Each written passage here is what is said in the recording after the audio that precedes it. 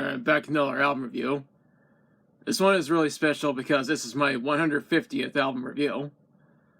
It's interesting to know that I've been doing these reviews for the past 3 years, and now we've made it to episode 150. Because of that, I decided to do something special, and that is a review of the Beavis and Butthead Experience. This is a compilation album featuring artists that have been featured on the show Beavis and Butthead, which happens to be my all-time favorite cartoon.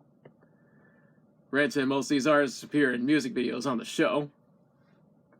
The album was recorded throughout '93 and was released on November 23rd of that same year on Geffen Records. The album was executive produced by Mike Judge and Tony Berg. And it makes sense why Mike Judge would serve as an executive producer because he's the creator of Beavis and Butthead as well as the voice of both title characters. The title of the album is a reference to Jimi Hendrix's original band, the Jimi Hendrix Experience, which I think is pretty awesome. The songs themselves are intercut with commentary from the duo, and some even have the duo interacting with the artist in question. The songs themselves touch upon various genres, including alternative rock, hard rock, glam metal, grunge, heavy metal, funk rock, hip-hop, and even comedy. Now let's talk about the songs. This album starts with I Hate Myself and Want to Die by Nirvana. Back when I reviewed Nirvana's album In Utero, I mentioned that this was originally going to be the title for the album. This obviously never happened, though the 20th anniversary edition includes the song as a B-side. This is certainly the heaviest song by Nirvana, even though it was never performed live. It's a good song, we're only getting started. Next song is Looking Down the Barrel of a Gun by Anthrax. Even though it's a cover of a song by Beastie Boys. I've never heard the original version, but I should check it out at some point. On top of that, Anthrax absolutely killed it with this cover. As funny as I open this up with a skit where Beavis and Butthead meet the guys from Anthrax and enter their tour bus, Beavis even looks at a photo album of naked ladies while taking a dump. Up next is Come to Butthead by Beavis and Butthead themselves. There's a recurring gag on the show where Butthead says, come to Butthead whenever he sees an attractive woman. Next up is 99 Ways to Die by Megadeth. Megadeth are known for being one of the big four when it comes to the thrash metal genre.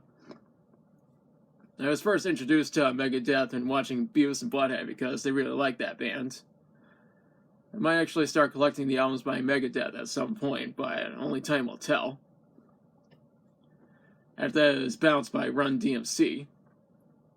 The song features a skit where Beavis and Butthead meet the guys from Run-DMC and hang out with them. The actual song is really good, and I should check out more songs by Run-DMC at some point. Followed up with Deuces Are Wild by Aerosmith. The song is actually recorded in '89. It was originally going to be on Aerosmith's album, Pump, from that same year, but never made it onto the album. Fortunately, it did make it onto this album so we can all hear it. I think of the song as sort of a B-side. It's followed up by I Am Hell by White Zombie. It's among the heaviest songs on the album since White Zombie's music is heavy as fuck. And Rob Zombie is a fucking legend. Not only is he an extremely talented singer, but also a pretty good filmmaker. Next song is Poetry in Pose by Primus. A few Primus music videos have been featured on Beavis and Butthead, and Les Claypool mentions the title characters in the lyrics of this song. Of course, the song does retain the signature sound that you would normally expect from Primus. Next up is Monster Mac by Sir Mix-a-Lot. Even though I've only heard a handful of songs by Sir Mix-a-Lot, I will say that this song fits in perfectly with the others on this album. Up next is Search and Destroy by Red Hot Chili Peppers. Granted, this is a cover of a song by The Stooges. I haven't heard the original version, but I should probably check it out.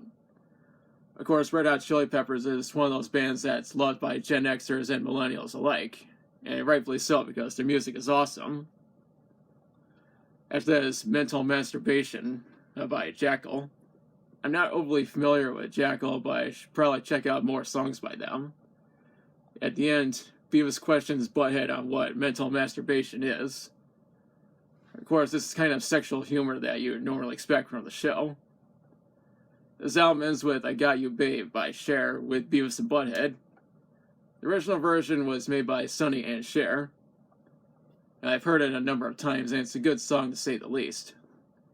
It's funny hearing Beavis and Butthead performing with Cher. There is a music video that was made, and I'll include a link in the description. The album ends with a hidden bonus track called Come to Butthead Reprise by Beavis and Butthead featuring Positive K. When doing my research, I read that this album peaked at number 5 on the US Billboard 200. It's also one of the best-selling comedy albums, since it has been certified 2 times platinum by the RIAA. It was also certified platinum in Canada by selling over 100,000 copies up there. I would argue that the popularity of Beavis and Butthead in the 90s was a contributing factor towards the success of this album. The show did make a comeback in 2011, and another one this year. I gotta check out the 2022 series when I get the chance. From what I read is that this album was met with mostly positive reception from critics, and rightfully so. As for my opinion, I think this is a really good album. The songs themselves are good, but they work even better with commentary from Beavis and Butthead. That's the best way these songs will be able to fit together on this album.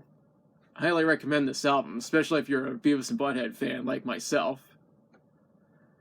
It should be easy to find a copy. Grant and I bought this album for only $1 at a flea market back in 2011. Now's the part where I question you. Have you listened to the Beavis and Butthead Experience? If so, what do you think about it? What's your favorite song from it? Do you think commentary from Beavis and Butthead works well with these songs? Do you think these songs would have worked without the commentary? What other artists do you think should have been included? Let me know in the comments. If you like the video, be sure to like, share, and subscribe. Be sure to press the notification bell to notify of future uploads. Thanks for watching, and I'll be back soon with another review.